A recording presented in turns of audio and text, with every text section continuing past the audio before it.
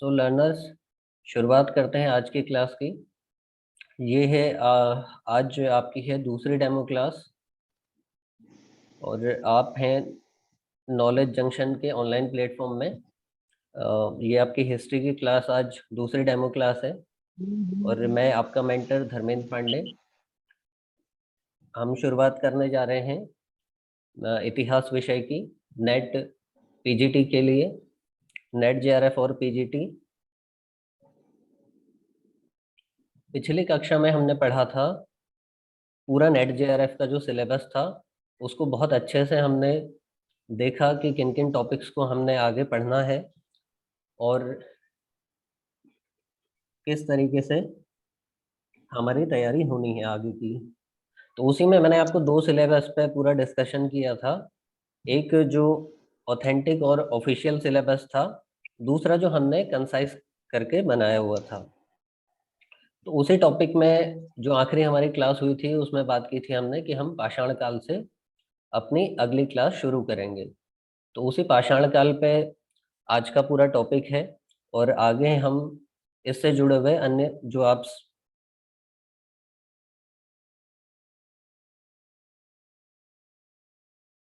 देखिए, पाषाण काल शुरू होने के साथ साथ ही और इसके पैरेलल हम पढ़ते जाएंगे इन टॉपिक्स को, जिसमें पहला है आपका नृजातीय तत्व, दूसरा है आपका मानव विकास, तीसरा उत्खनन की विधियां और चौथा तिथि निर्धारण। यदि आपको पाषाण काल और प्राचीन भारत को समझना है तो उनके लिए ये चार बहुत ही महत्वपूर्ण टॉपिक हो जाते हैं। तो इन पर हम चर्चा करेंगे।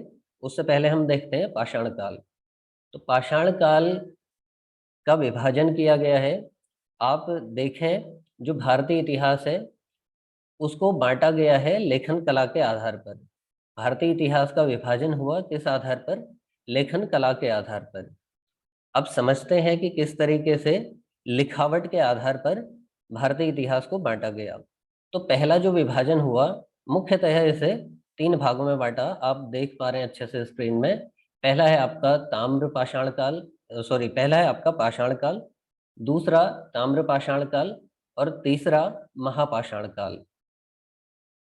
इनकी विशेषताओं को समझते चलेंगे और इनके बीच में जो अंतर हैं और जो समानताएं हैं उनको भी हम साथ में समझते हुए चलेंगे। इसी से एक अच्छी अंडरस्टैंडिंग हमारी बनेगी इनको लेकर, और एक अच्छी समझ विकसित करने के लिए हमें इनके मुख्य अंतरों और समानताओं पर हमेशा ध्यान देते रहना पड़ेगा। तो पहले हम देखें लेखन कला के आधार पर भारतीय इतिहास का विभाजन किस प्रकार हुआ। तो पहला कालखंड हम देखते हैं शुरुआती प्रागैतिहासिक काल। प्रागैतिहासिक काल सबसे पुराना कालखंड है भारतीय इतिहास का, और प्राचीन भारतीय इतिहास का भी ये सबसे पुराना कालखंड है। अगला जो कालखंड आता है वो है आपका आद्य ऐतिहासिक काल, और इसी का जो आखिरी कालखंड है वो आपका ऐतिहासिक काल है।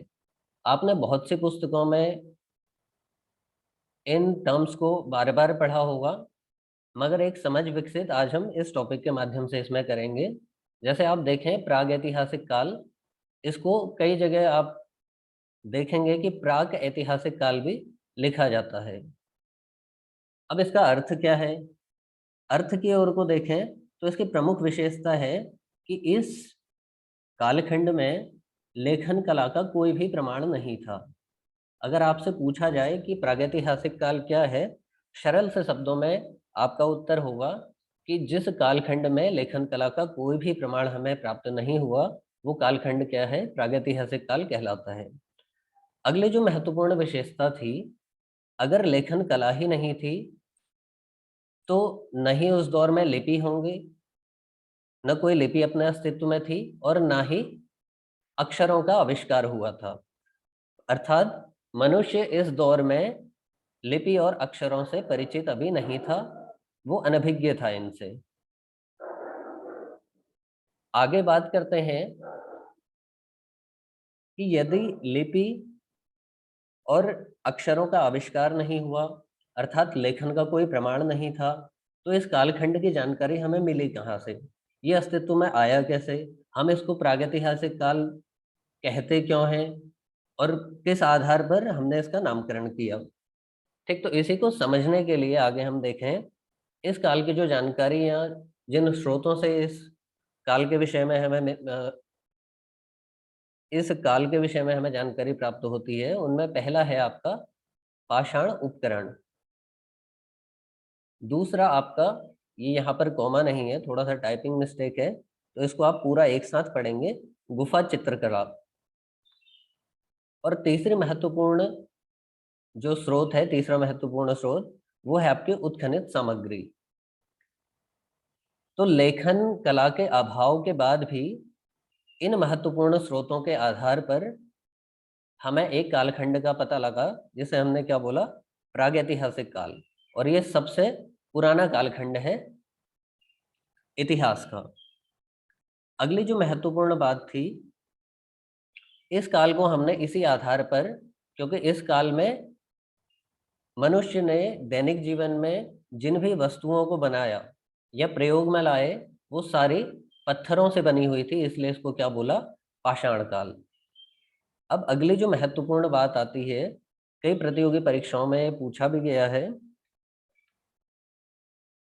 एक महान विद्वान हुए पीएफ सुम। इन्होंने 1776 ईस्वी में डेनमार्क की प्रागैतिहासिक सामग्री को 3 भागों में बांटा। ये प्रागैतिहास प्रागैतिहास विज्ञान के विद्वान है पीएफ सुम, और इन्होंने क्या किया, डेनमार्क में प्रागैतिहासिक सामग्री मिली, उसको 3 भागों में बांटा। जिसका पहला हिस्सा था, जिसके पहले हिस्से को इन्होंने नाम दिया पाषाण काल, दूसरे को बोला इन्होंने कांस्य काल, और तीसरे को इन्होंने लौह काल बोला। अर्थात इन्हें कुछ सामग्रियां मिली जो कि कुछ पत्थरों की थी, उस आधार पर उस दौर को इन्होंने पाषाण काल बोला। और जो कांस्य सामग्रियां इन्हें मिली, उसके आधार पर इन्होंने एक कांस्य काल बोला। और लोहे की जो सामग्रियां मिली, उस कालखंड को इन्होंने लौह काल बोला। जो 3 कालखंडों की हमने शुरुआत में बात की थी, उन्हीं का जो अगला हिस्सा है प्रागैतिहासिक, हम समझ चुके हैं। अब हम चलते हैं आद्य ऐतिहासिक काल की ओर।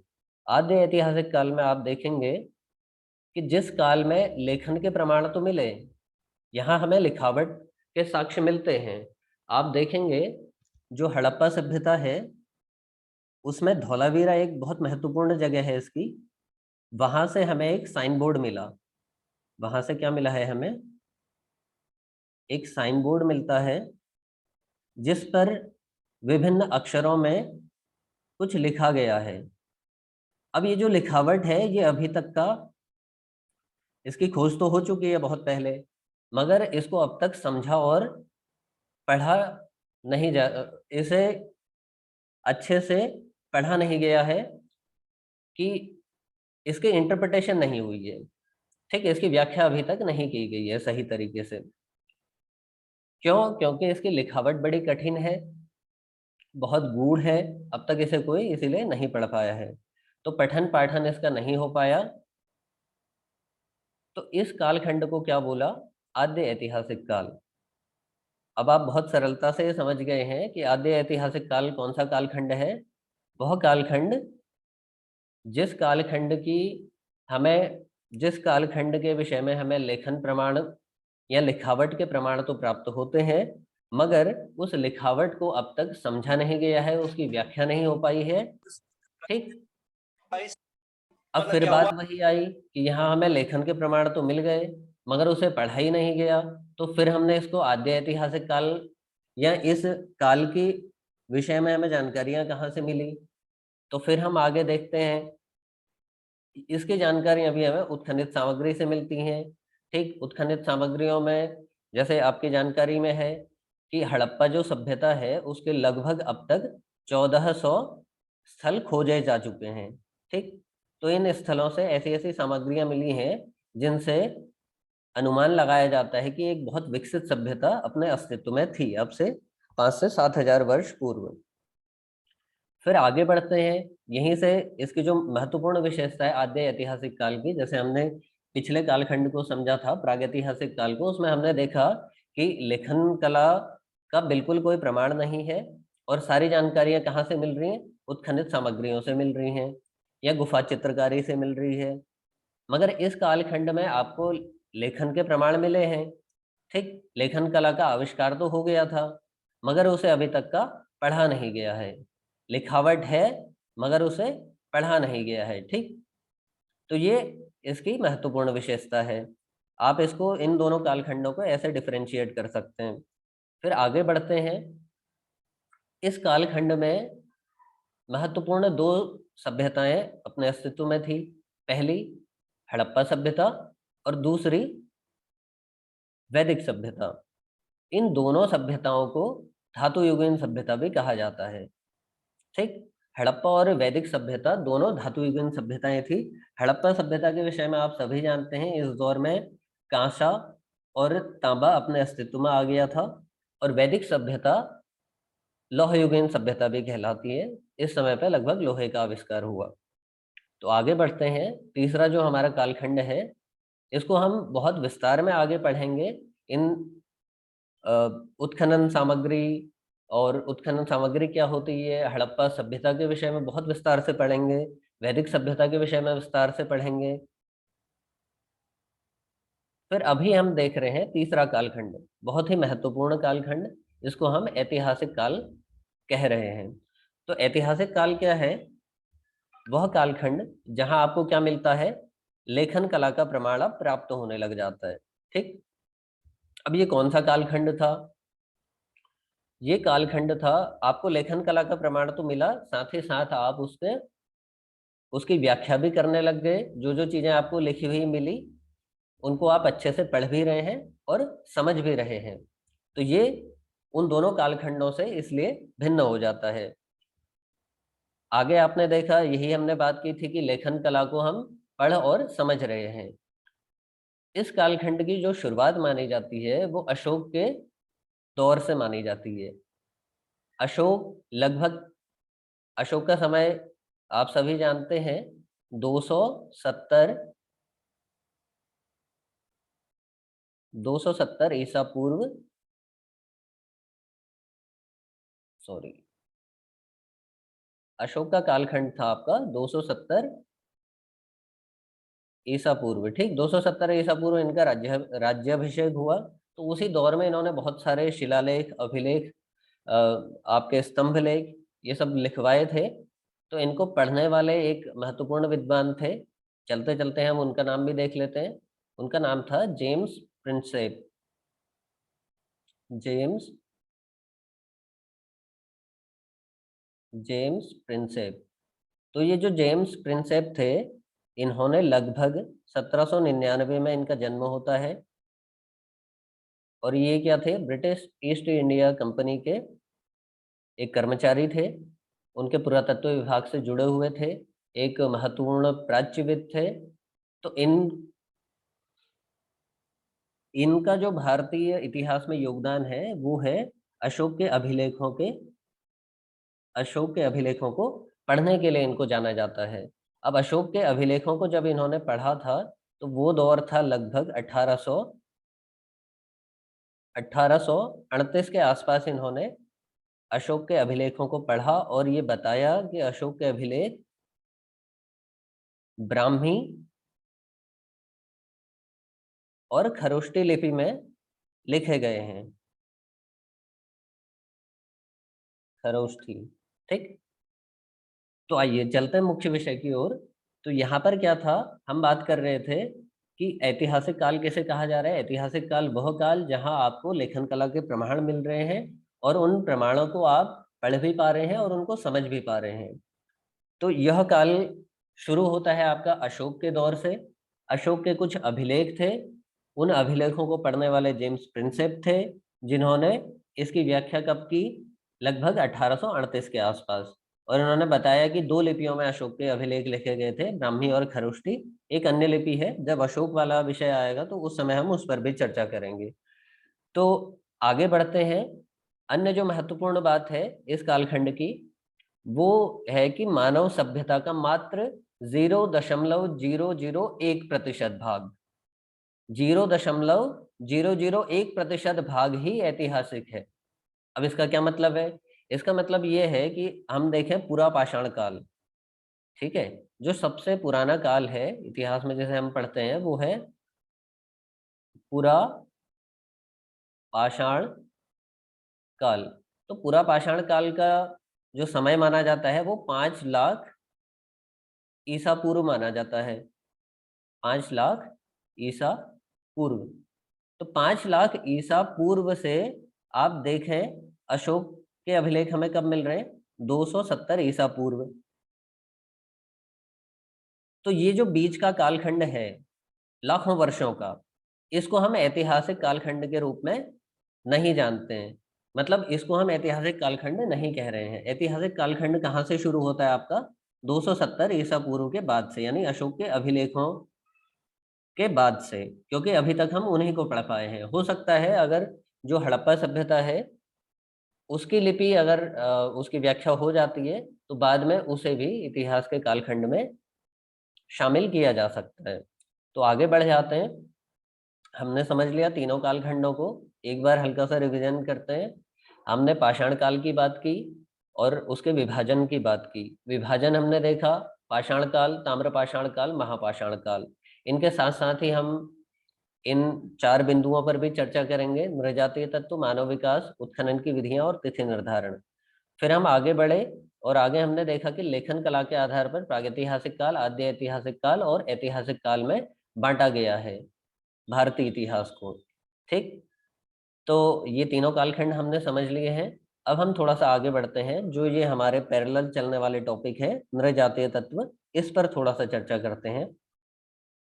तो आइए, नृजातीय तत्व, यहाँ आप स्पष्ट रूप से देख पा रहे होंगे नृ का अर्थ है नर। नर यानी नर। नर को और क्या कह सकते हैं हम? मानव। ठीक, अब मानव या तो स्त्री होगा या पुरुष होगा। स्त्री और पुरुष ये दोनों हो सकता है। अब फिर अगला जो शब्द है वो है जातीय। जाति यानी जाति से संबंधित या जाति से जुड़ा हुआ। तो ये ऐसा विज्ञान है, अब हम नृजातीय विज्ञान की बात कर रहे हैं, ऐसा विज्ञान जो मानव जाति से संबंधित है, यानी मानव किस वंश से जुड़ा हुआ है इसके विषय में जो जानकारी दे रहा है उस विज्ञान को हम कह रहे हैं नृजातीय विज्ञान। तो नृजातीय विज्ञान मूलभूत जो इसके आयाम है उन पर चर्चा करते हैं। तो मूलभूत आयामों के आधार पर नृजातीय तत्वों की पहचान की गई है। अब ये कौन से मूलभूत आयाम है? पहला है आपका शारीरिक भिन्नता। शारीरिक भिन्नता से क्या मतलब है? जैसे हमें कोई अस्थिपंजर मिले तो उनकी हमने सिर की स्थिति देखी कि सिर का आकार कैसा है और नाक का आकार कैसा है। उसके आधार पर हम अलग अलग जातियों समूहों में मनुष्य को बांटेंगे। ठीक, दूसरा आधार क्या है? उसकी भाषाई भिन्नता देखेंगे। थोड़ा सा टाइपिंग मिस्टेक है, भाषा भिन्नता हुआ है, इसे आप भाषाई भिन्नता लिख लेंगे। तो आप फिर जो दूसरा मूलभूत आयाम है वो है भाषाई भिन्नता। इसके आधार पर हम नृजातीय तत्वों की पहचान करते हैं। तीसरा महत्वपूर्ण आयाम होता है सांस्कृतिक भिन्नता, यानी अलग अलग संस्कृति से संबंध रखने वाली जातियां। अगला महत्वपूर्ण आयाम है भौगोलिक भिन्नता। तो अलग अलग क्षेत्रों में मनुष्य रहा तो उस क्षेत्र के अनुसार, जैसे आप भारत में ही देखें, आपके भारत में उत्तर भारतीय अलग हो जाते हैं। नॉर्थ इंडियंस को आप देखेंगे अधिकतर गोरे चिट्टे, और साउथ इंडियंस आप देखेंगे तो वो आपके हल्के से रंग में सांवले या काले आपको देखने को मिलेंगे। तो ये क्या है? भौगोलिक भिन्नता है। तो ये नृजातीय तत्व, आप इसको ऐसे समझ सकते हैं कि इन तत्वों के आधार पर मनुष्य को अलग अलग कैटेगरी में रखा जा रहा है।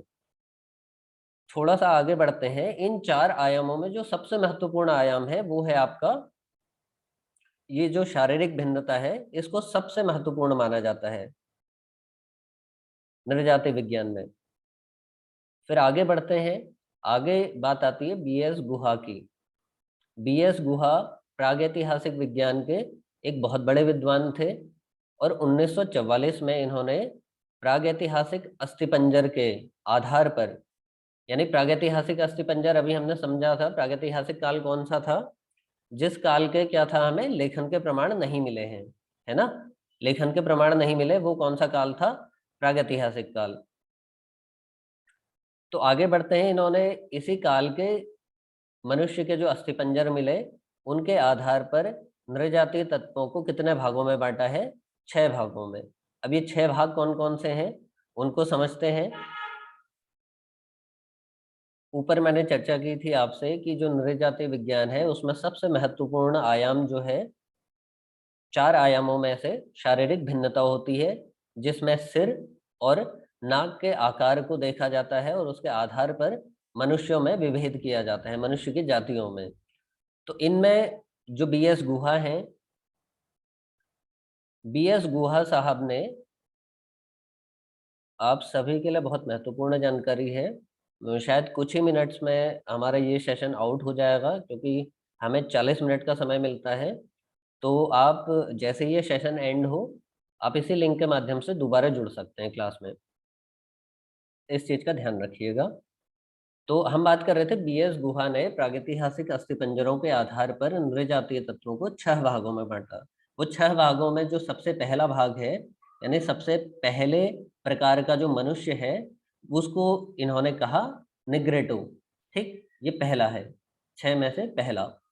अब ये जो निग्रेटो है, इसकी विशेषता क्या थी, ये नाटे कद का था और इसके होंठ मोटे थे और इसकी नाक जो है वो चौड़ी हुआ करती थी, सिर भी इसका चौड़ा था, रंग इसका काला था।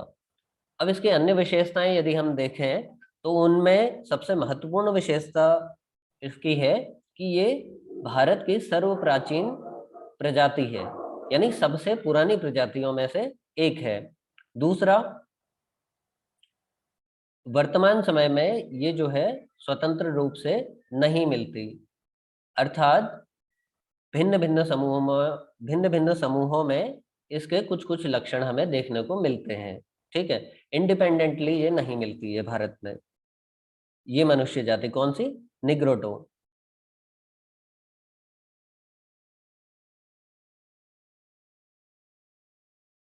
अब देखते हैं, इसके लक्षणों की बात करते हैं। तो वे जगह है जहां निग्रोटो के लक्षण मिलते हैं, कौन कौन सी हैं, अंडमान और निकोबार, कोचीन और त्रावणकोर। कोचीन और त्रावणकोर में 2 जातियां ऐसी हैं, 2 जाति समूह ऐसे हैं जिनमें निग्रोटो के लक्षण मिलते हैं। पहला है आपका दरार और दूसरा है पोलियान। अगला है असम। असम में अगामी और नागा, ये जो 2 जातियां हैं, ये निग्रोटो के लक्षण रखती हैं। ठीक है, इनमें परिलक्षित होते हैं इसके लक्षण।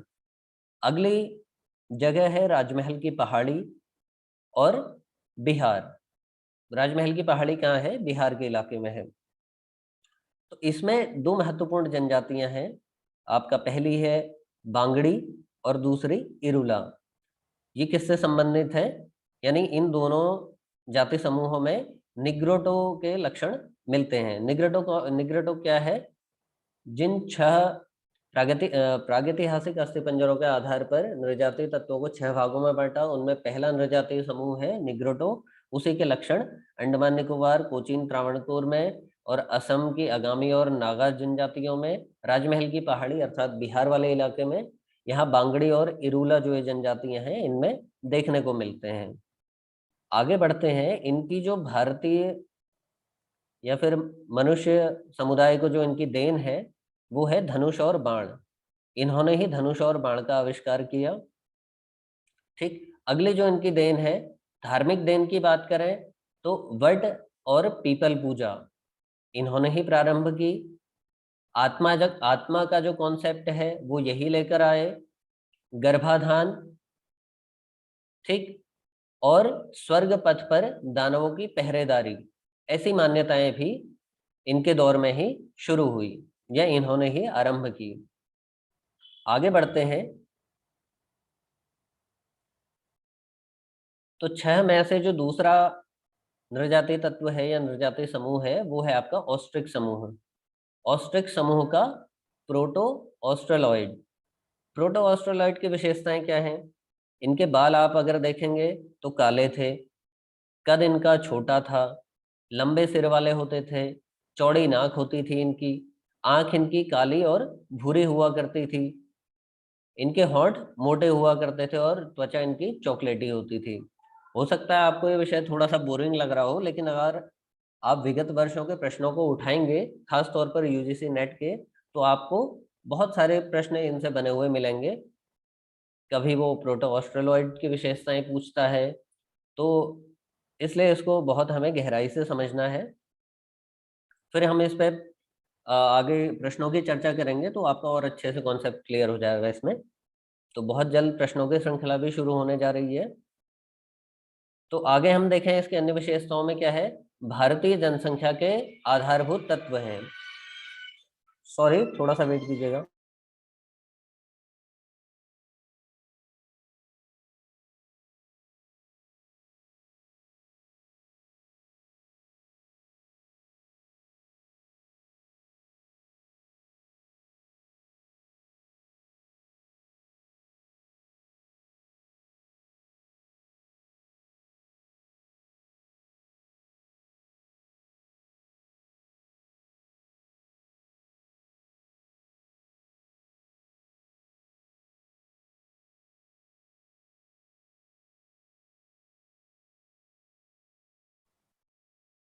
आइए दोबारा से जुड़ते हैं।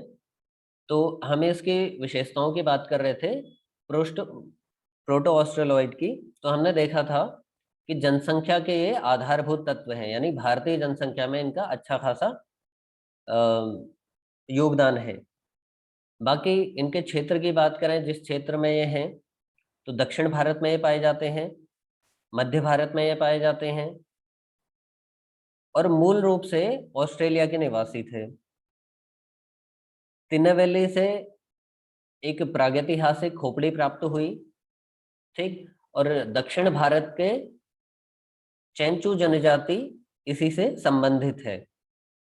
बाकी इनकी देन की बात करें तो उन्होंने कृषि में चावल, कदली अर्थात केला, तो और नारियल और मृदभांड, ये इनकी प्रमुखतः देन थी।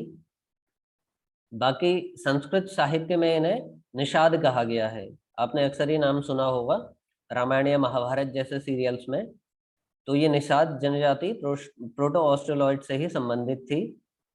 अगला इनकी जो महत्वपूर्ण बात है वो है एमपी अर्थात मध्य प्रदेश। मध्य प्रदेश की एक जनजाति है भील जनजाति, वो भी इसी से संबंध रखती है। किससे? प्रोटो ऑस्ट्रेलॉइड से। आगे इनकी धार्मिक देन की बात करें तो चंद्रमा की कलाओं पर आधारित तिथि गणना इन्हीं के द्वारा प्रारंभ की गई।